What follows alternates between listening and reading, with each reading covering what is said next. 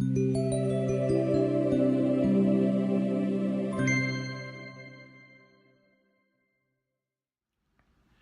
everybody, this is John and this is Self-Perspective. I'm in the office working today and I was thinking about a friend I had coffee with the other day. He's in transition, he's a senior executive, and he's in that position really through no fault of his own. But his frustration obviously was growing as a result of several unsuccessful job searches. In the most recent, he was really upset because the person who got the job didn't have the reputation, didn't have the record of performance that my friend had. How did he get that job, he said. I don't understand it. I'm much better qualified. I have a much better reputation. I've really killed it in my last 2 jobs. Well, I feel for him, but the truth is, the person who got the job probably did a better job convincing the client, telling their story, that they were the best opportunity, the best alternative for that position. Listen, the best qualified person only gets the job 30 to 35% of the time.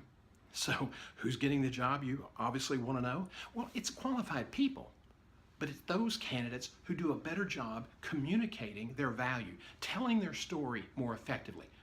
So there are 3 things I want to share with you today. First, you must address the client's needs with your resume and in the interviews. Your resume cannot be the same one you send to everyone else. You need to understand what that person's looking for, that company's looking for, and then structure your resume around responding to those needs. If it's a hospital, for example, and they're looking for X, Y, and Z credentials, and you have those, and they're looking for a specific type of experience in a specific size hospital with a specific type of ownership structure, and you've done all that and done it successfully, then put that in your professional summary up top. That's a great way to customize your resume. And then if you have some great examples of quantifiable successes, move those to the top of each one of your jobs. If they connect with what the client's looking for, highlight them. The second issue is you gotta be meaningful. In other words, they gotta believe that you can do the job. And second, you gotta be memorable. They will probably interview 10 or 15 people before they narrow down the finalist. So you wanna, in every interview, you want to come away being memorable so that they will advance you in the search. And that means you tell your story more effectively. And you can't do that without preparation and practice. You've got to understand what the client's needs are. You need to do as much research as you can on the organization.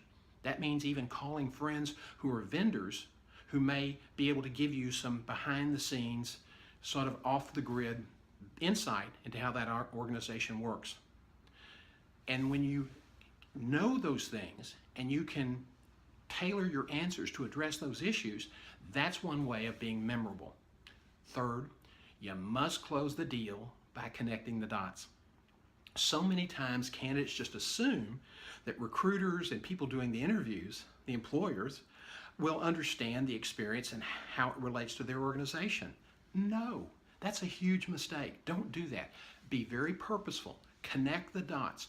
Why are you the best candidate? Show them your experience, show them your success, and tell them how you can solve their needs. I hope that information helps because we're here to help you. If you have more questions, email me at asktherecruiter@johngself.com. Until next time.